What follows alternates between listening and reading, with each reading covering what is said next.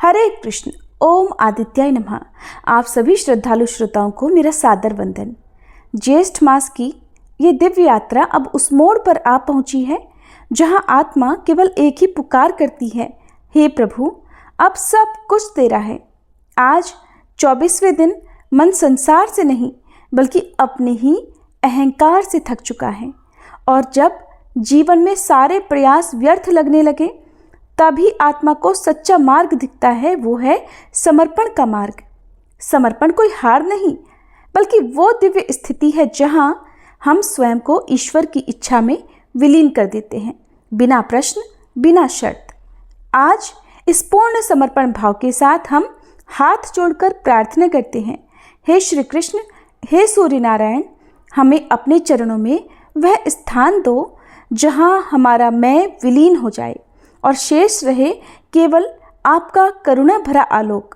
अब आइए कथा के उस पावन प्रसंग की ओर बढ़ने से पहले सुनते हैं श्री कृष्ण की प्राण वल्लभा श्री राधा रानी जी की कथा। एक बार राधा रानी की सखियां छोटे छोटे बर्तन बनाकर उसमें झूठ मूठ का भोजन बनाकर भगवान जी को भोग लगा रही थी। इतने में ही वहां अचानक दुर्वासा ऋषि आ पहुंचे। और आप तो जानते ही हैं, दुर्वासा ऋषि अपने क्रोध के लिए प्रसिद्ध हैं। दुर्वासा ऋषि को देखते ही राधा रानी और उनकी सखियां अत्यंत डर गईं, क्योंकि यदि दुर्वासा ऋषि किसी के समक्ष कुछ भी बात कहते या कुछ भी मांगते तो उनकी इच्छा के अनुसार करना ही पड़ता था, अन्यथा वे क्रोध में आकर श्राप तक दे डालते थे। तभी दुर्वासा ऋषि ने राधा रानी से एक ऐसी मांग की जो अत्यंत दुर्लभ थी। वह क्या थी? यही है आज की हमारी राधा अष्टमी की विशेष कथा। तो चलिए कथा प्रारंभ करते हैं। एक समय की बात है, ऋषि दुर्वासा जी बरसाने गए हुए थे। उस समय श्री राधा जी अपनी सखियों के साथ खेल रही थी। राधा जी और उनकी सखियां छोटे छोटे बर्तन बनाकर उसमें झूठ मूठ का भोजन भरकर भगवान जी को भोग लगा रही थी। श्री राधा रानी और उनकी सखियां ये सब कर ही रही थी कि अचानक से दुर्वासा ऋषि वहां आ पहुंचे। ऋषि दुर्वासा को देखकर श्री राधा रानी और उनकी सखियां ऋषि के सम्मान में उठ खड़ी हुई और वे डर के मारे कांपने लगी। फिर उनको सादर प्रणाम किया। फिर बड़े ही सरल भाव से उनका स्वागत करते हुए उन्हें बैठने को कहा। ऋषि दुर्वासा भोली भाली और छोटी छोटी कन्याओं के इस सरल व्यवहार को देखकर अत्यंत प्रसन्न हुए और उन कन्याओं द्वारा बिछाए गए आसन पर जाकर विराजमान हो गए। जिन दुर्वासा ऋषि की सेवा में कोई गलती ना हो जाए, कोई कमी न रह जाए, इस डर से त्रिलोकी हमेशा डरती रहती थी, उन्हीं दुर्वासा ऋषि की सेवा भाव श्री राधा जी और उनकी सखियां बड़ी सरलता और बड़े प्रेम से कर रही थी। और ऋषि दुर्वासा उन्हें देखकर सिर्फ मंद मंद मुस्कुरा रहे थे। फिर राधा जी की सखियां कहने लगी, हे ऋषिदेव, क्या आपको ज्ञात है कि हमारी राधा रानी बहुत ही स्वादिष्ट लड्डू बनाती है और उन्हीं लड्डू से हमने भगवान को भोग लगाया है और अभी आपको भी प्रसाद के रूप में वितरित करेंगी। इसके बाद राधा जी की सखियां जाकर राधा जी के हाथों से बने हुए लड्डू का प्रसाद तो लाती हैं, परंतु वह लड्डू ब्रिज रज का बना, खेल खेल में बना हुआ झूठ मूठ का लड्डू था। ये देखकर ऋषि दुर्वासा उनके भोलेपन से बहुत ही प्रसन्न हो गए और हंसने लगे और हंसकर ही बोलने लगे कि हे प्यारी देवियों, अब क्या मैं ये प्रसाद ग्रहण कर लूं? क्या ये प्रसाद आपने बनाया है? ऋषि दुर्वासा के इस प्रश्न पर सारी सखियां एक साथ ही और एक ही स्वर में कहने लगी, जी हाँ ऋषिवर, ये हमारी प्यारी श्री राधा जी ने बनाए हैं और हमारा दावा है कि आज तक आपने ऐसे लड्डू कभी नहीं खाए होंगे। उसके बाद ऋषि दुर्वासा जैसे ही उस झूठ के बने लड्डू को प्रसन्नतापूर्वक अपने मुख में डालते हैं तो वैसे ही वे ऋषि पूरी तरह से आश्चर्यचकित रह जाते हैं, क्योंकि एक तो उस लड्डू में ब्रज रज का यानी मिट्टी का स्वाद था और ऊपर से उसको स्वयं श्री राधा रानी ने अपने हाथों से बनाया था। इससे ज़्यादा और क्या हो सकता है? अमृत को भी फीका कर दे ऐसा स्वाद था उस लड्डू का। वो लड्डू खाकर ऋषि दुर्वासा की आंखों में खुशी के आंसू भर आए और उसके बाद अत्यंत प्रसन्न होकर उन्होंने श्री राधा रानी को अपने पास बुलाया और बड़े ही प्रेम से उनके सिर पर हाथ फेरते हुए आशीर्वाद देते हुए कहा कि बेटी राधा, आज से तुम अमृत हस्ता हुई अर्थात अमृत बनाने वाले हाथ, तुम्हारे हाथ से बना हुआ भोजन या कोई भी पकवान खाएगा वह दीर्घायु वाला और हमेशा विजयी होगा। ऋषि दुर्वासा जी धन्य हैं जिनके आशीर्वाद ने श्री कृष्ण और राधा रानी की अत्यंत मनमोहक लीला के लिए एक मार्ग दिखाया। अब सुनिए राधा रानी की एक और कहानी। बरसाना में एक भक्त थे ब्रजदास। उनकी एक पुत्री थी जिसका नाम था रतिया। बस ब्रजदास के परिवार में यही थे। कुल मिलाकर पुत्री और पिता यही उनका परिवार था। ब्रजदास दिन में अपना काम करते और शाम को श्री जी के मंदिर में जाते, दर्शन करते और जो भी संत वहां आए हुए हों उनके साथ सत्संग किया करते। यही उनका नित्य कर्म था। एक बार एक संत ने कहा कि भैया हमें नंदगांव जाना है, हमारे पास सामान तो ज़्यादा है लेकिन पैसे नहीं हैं, नहीं तो हम सेवक कर लेते, क्या तुम हमें नंदगांव पहुंचा सकते हो? ब्रजदास ने तुरंत हाँ कह दिया। ब्रजदास ने कहा गर्मी का समय है, सुबह जल्दी चलना ठीक रहेगा जिससे मैं सुबह 10 बजे तक घर वापस भी आ जाऊँ। संत ने कहा कि ठीक है, मैं सुबह 4 बजे तैयार मिलूँगा। ब्रजदास ने अपनी पुत्री से कहा कि बेटी मुझे एक संत को नंदगांव पहुँचाना है, मैं समय पर वापस आ जाऊँगा, मेरी प्रतीक्षा मत करना। अब ब्रजदास जी सुबह 4 बजे राधे राधे करते नंगे पांव संत जी के पास गए जिनका सामान उन्हें पहुंचाना था। संत जी ने सामान ब्रजदास को दिया और ठाकुर जी की पेटी और बर्तन स्वयं ने ले लिए। अब वे समय पर रवाना तो हुए लेकिन संत जी को श्वास रोग था। कुछ दूर चलते फिर बैठ जाते। इस तरह नंदगांव पहुंचने में ही 11 बज गए। ब्रजदास ने सामान रखकर तुरंत ही वापस जाने की आज्ञा मांगी। संत ने कहा कि भैया जून का महीना है, 11 बज रहे हैं, इतनी दूर से थक कर आए हो और तुरंत ही जाने की बात कह रहे हो, थोड़ा जल तो पी लो, कुछ जलपान कर लो फिर चले जाना। ब्रजदास जी कहने लगे बरसाने की वृषभानु नंदिनी नंदगांव में ब्याही हुई है, इसलिए मैं यहाँ का जल नहीं पी सकता। संत जी की आंखों से आंसू बहने लगे। कितने वर्ष पुरानी बात है, कितना गरीब आदमी है, लेकिन दिल का कितना बड़ा है। ब्रजदास जी वापस राधे राधे कहते हुए रवाना हो गए। ऊपर से सूरज की गर्मी, नीचे तपती हुई रेत। भगवान को ब्रजदास पर दया आ गई और वे भी अपने भक्त ब्रजदास के पीछे पीछे चलने लगे। एक पेड़ की छाया में ब्रजदास रुके और वहीं मूर्छित होकर गिर पड़े। भयानक गर्मी थी, ऊपर से वे बिना पानी पिए ही वापस चल पड़े थे, क्योंकि उनका ऐसा मानना था कि राधा रानी उनकी पुत्री हैं और पुत्री की ससुराल में पानी पीना भयानक पाप होता है।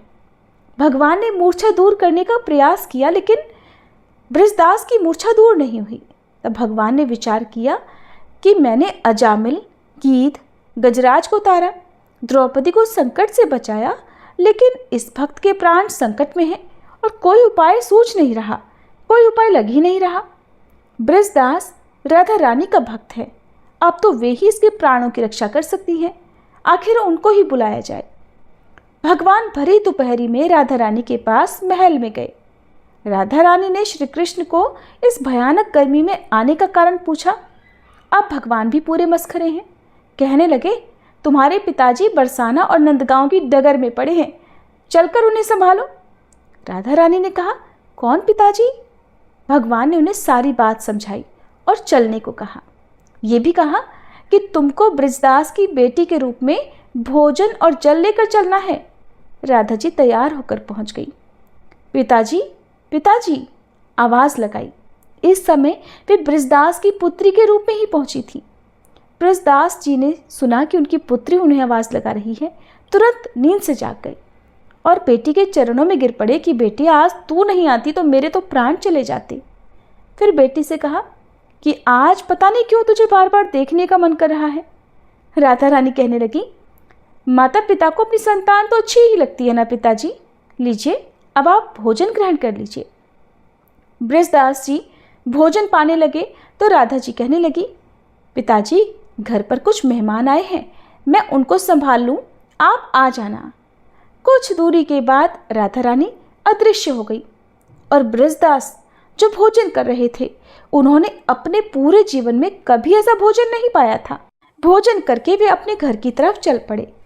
जब अपने घर पहुंचे तब तक शाम हो चुकी थी। जाते ही वे अपनी बेटी के पैरों में गिर पड़े। बेटी ने देखा तो अपने पिताजी को उठाकर कहने लगी, पिताजी आप ये क्या कर रहे हैं? बृजदास ने कहा कि बेटी, आज तुमने भोजन और जल लाकर मेरे प्राण बचा लिए। अगर तुम नहीं आती ना तो आज मैं जीवित वापस नहीं लौटता। बेटी ने सुना तो हैरान रह गई, कहने लगी, नहीं पिताजी, मैं तो यहाँ से कहीं भी नहीं गई। बृजदास ने कहा, अच्छा बता मेहमान कहाँ हैं? बेटी ने कहा, मेहमान? पिताजी, हमारे घर में तो कोई मेहमान भी नहीं आया। अब बृजदास के समझ में सारी बात आ गई थी।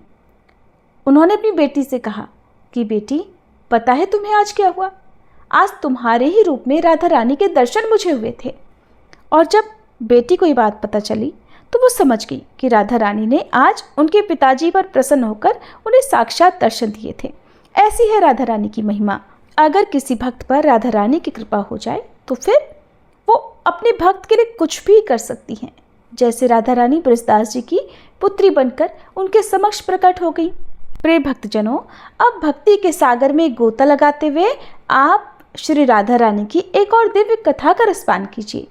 भगवान श्री कृष्ण के वाम भाग से परम शांत, परम कमनीय मूल प्रकृति रूप में श्री राधा जी प्रकट हुई। श्री कृष्ण के अर्धांग से प्रकट होने के कारण ही वे श्री कृष्ण स्वरूपा ही है। वे भगवान श्री कृष्ण की आह्लादनी शक्ति है। उनकी शक्ति से ही भगवान श्री कृष्ण की प्रत्येक लीला संपन्न होती है। एक बार श्री राधा रानी अपनी सखियों के साथ गहवर वन में खेल रही थी। तभी दुर्वासा ऋषि अपनी शिष्य मंडली के साथ श्री राधा रानी के दर्शन और उनके हाथ से प्रसाद ग्रहण करने की लालसा से वहां आए। श्री राधा रानी को सखियों संग खेलते देख वे उनके रूप सौंदर्य को निहारते रह गए और मन ही मन उनकी स्तुति करने लगे कि व्रज के वनों में विहार करने वाली श्री राधा को मैं वंदन करता हूँ, जिनकी कृपा के बिना कोई भी श्री कृष्ण को जान नहीं सकता है। एक बाबा को इस तरह एकटक देखते रहने से श्री राधा डर गई और रोती हुई अपनी सखियों के साथ वृषभानु महल में जाकर माता कीर्तिदा के आंचल में छिप गई। माता ने सखियों से जब श्री राधा के रोने का कारण पूछा तो सखियों ने बताया कि वन में एक डरावनी दाढ़ी मूछ वाला बाबा आया है और वो लाली को घूर घूर कर देख रहा था। तभी लाली डर गई। माता कीर्तिदा को समझते देर नहीं लगी कि हो न हो ये बाबा दुर्वासा ऋषि ही हैं। इसके बाद माता कीर्तिदा श्री राधा और सखियों के साथ गहवर वन में गईं और दुर्वासा ऋषि को श्री राधा और उनकी सखियों सहित अपना परिचय कराया। दुर्वासा ऋषि ने प्रसन्न होकर श्री राधा को सौभाग्यवती और चिरंजीवी होने का आशीर्वाद दिया। दुर्वासा ऋषि ने माता कीर्तिदा से अपने शिष्यों के साथ श्री राधा रानी के हाथ का बना भोजन करने की इच्छा प्रकट की। माता दुर्वासा ऋषि के इस आग्रह को स्वीकार करने में हिचकिचाने लगी, क्योंकि दुर्वासा ऋषि के साथ उनके 10,000 शिष्य भी थे। साथ ही दुर्वासा ऋषि बहुत क्रोधी भी माने जाते हैं। क्रोध में आकर वो कुछ भी श्राप दे डालते हैं। लेकिन श्री राधा ने दुर्वासा ऋषि के आग्रह को प्रेम पूर्वक सहर्ष स्वीकार कर लिया और अपनी सखियों के साथ अतिथियों के भोजन की तैयारी में जुट गई। श्री राधा ने अपनी सखियों को गहवर कुंड और श्री राधा सरोवर से रज अर्थात मिट्टी लाने की आज्ञा दी। कुछ ही देर में सखियों के यूथों ने रज का ढेर लगा दिया। तब श्री राधा ने सखियों को उस रज से छोटी छोटी गोलियां बनाने की आज्ञा दी। श्री राधा के मानसी संकल्प से कदम्ब के पत्ते दोने बन गए और विभिन्न लताओं के पत्ते पत्तल बन गए।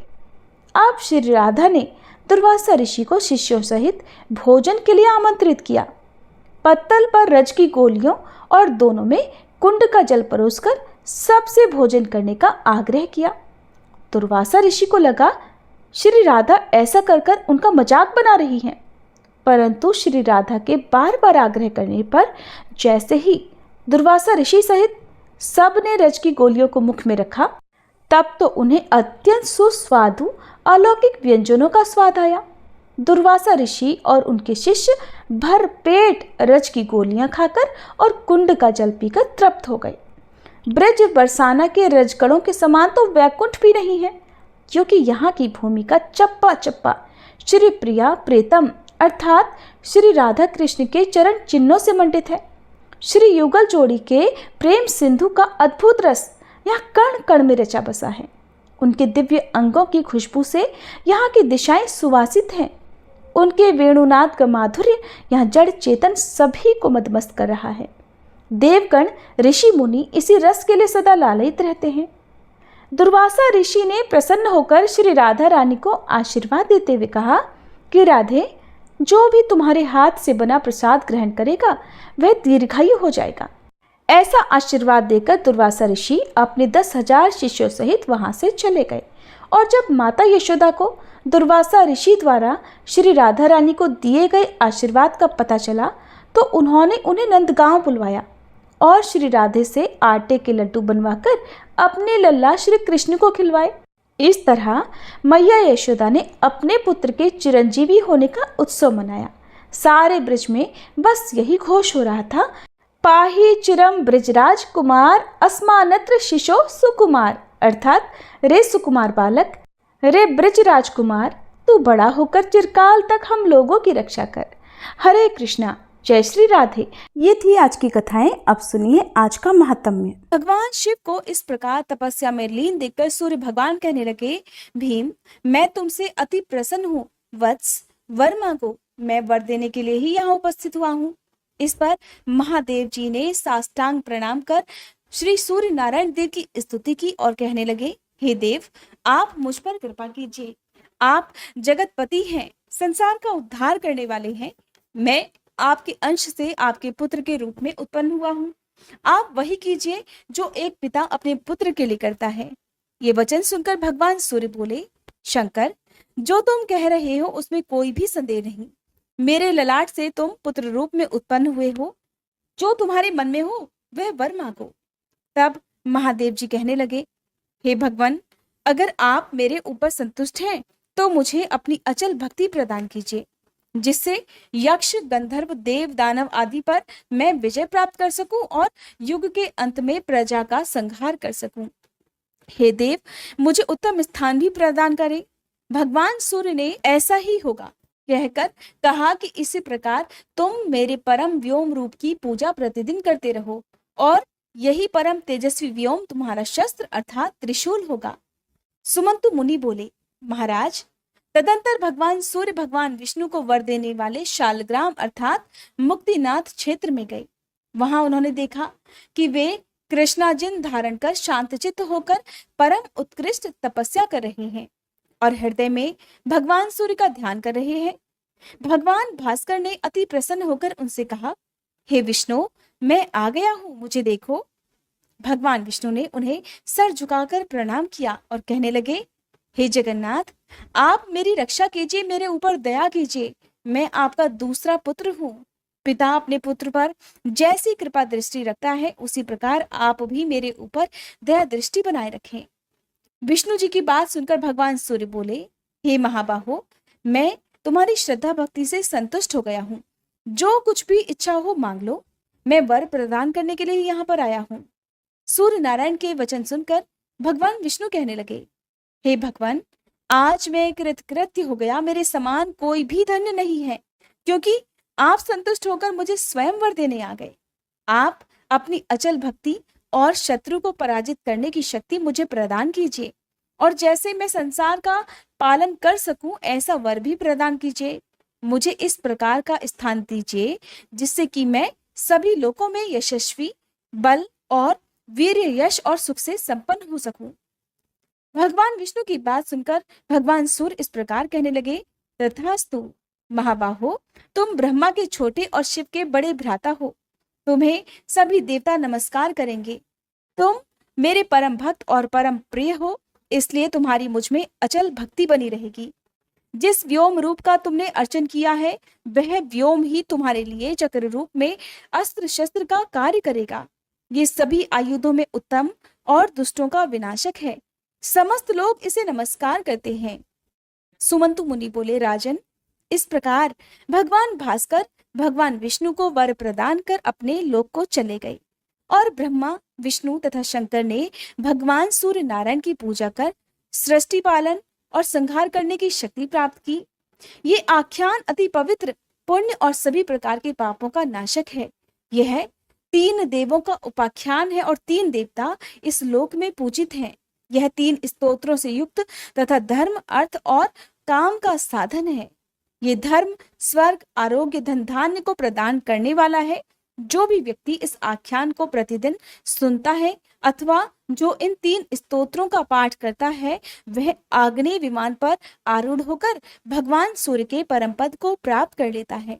पुत्रहीन पुत्र, निर्धन धन, विद्यार्थी विद्या प्राप्त कर तेज में सूर्य के समान, प्रभा में उनकी किरणों के समान हो जाता है और अनंत काल तक सुख भोग कर ज्ञानियों में उत्तम स्थान को प्राप्त करता है। अब सुनिए अध्याय 27 से लेकर 29 तक का वर्णन। राजा शतानीक ने पूछा, हे ब्राह्मण, जिन तेजस्वी भगवान सूर्य नारायण ने ब्रह्मा जी को वर प्रदान किया, देवताओं और पृथ्वी को उत्पन्न किया, जो ब्रह्मादि देवताओं को प्रकाशित करने वाले तथा समस्त जगत के पालक, महाभूतों सहित 14 लोकों के सृष्टा, पुराणों में तेज रूप से स्थित और पुराणों की आत्मा है तथा अग्नि में स्वयं स्थित हैं, जिनके सहस्त्रों सिर, सहस्त्रों नेत्र तथा सहस्त्रों चरण हैं, जिनके मुख से लोक पितामह ब्रह्मा, वक्ष स्थल से भगवान विष्णु और ललाट से साक्षात भगवान शिव उत्पन्न हुए हैं, जो विघ्नों के विनाशक और अंधकार नाशक, लोक की शांति के लिए जो अग्नि, वेदी, कुशा, श्रुवा, प्रोक्षणी, व्रत आदि को उत्पन्न कर इनके द्वारा हव्य भाग ग्रहण करते हैं, जो युग के अनुरूप कर्मों के विभाजन तथा क्षण, काल, काष्ठ, मुहूर्त, तिथि, मास, पक्ष, संवत्सर, ऋतु, कालयोग, विविध प्रमाण और आयु के उत्पादक तथा विनाशक हैं, और जो परम ज्योति और परम तपस्वी हैं, जो अच्युत तथा परमात्मा के नाम से जाने जाते हैं, वे ही महर्षि कश्यप के यहाँ पुत्र के रूप में कैसे अवतरित हुए। ब्रह्मादि जिनकी उपासना करते हैं तथा वेद वेताओं में जो उत्तम और देवताओं में प्रभु विष्णु हैं, जो सौम्य में सौम्य, अग्नि में तेज स्वरूप हैं, मनुष्यों में मन रूप से तथा तपस्वियों में तप रूप से विद्यमान है, जो विग्रह में विग्रह हैं, जो देवताओं और मनुष्यों सहित समस्त लोकों को उत्पन्न करने वाले हैं, वे देवों के देव भगवान सूर्य किस लिए अदिति के गर्भ से स्वयं उत्पन्न हुए। हे ब्राह्मण, इस विषय में मुझे महान आश्चर्य हो रहा है। भगवान सूर्य की उत्पत्ति से आश्चर्यचकित होकर ही मैंने आपसे उनके आख्यान को पूछा है। हे महामुने, भगवान सूर्य के बलवीर्य, पराक्रम, यश और उज्ज्वलित तेज का आप वर्णन कीजिए। सुमंतु मुनि बोले, राजन, आपने भगवान भास्कर की उत्पत्ति के संबंध में बहुत ही जटिल प्रश्न पूछा है। मैं अपनी सामर्थ्य के अनुसार कह रहा हूँ, आप उसे श्रद्धा और भक्ति पूर्वक सुनिए। जो भगवान सूर्य सहस्त्रों नेत्रों वाले, सहस्त्रों किरणों से युक्त और सहस्त्रों सिर तथा सहस्त्रों हाथ वाले हैं, सहस्त्रों मुकुटों से सुशोभित तथा सहस्त्रों भुजाओं से युक्त और अव्यव हैं, सभी लोगों के कल्याण और सभी लोगों को प्रकाशित करने के लिए अनेक रूपों में अवतरित होते हैं, वही भगवान सूर्य कश्यप द्वारा अदिति के गर्भ से पुत्र रूप में उत्पन्न हुए। किस प्रकार सूर्य देव ने माता अदिति के गर्भ से जन्म लिया, इसका वर्णन आप सभी अगले अध्याय में सुनिएगा। उम्मीद है आज के इस अध्याय को आप सभी ने अंत तक सुना होगा। अगर आपको कथाएं अच्छी लगती हो तो वीडियो को लाइक करके कमेंट बॉक्स में जरूर बता दिया कीजिए।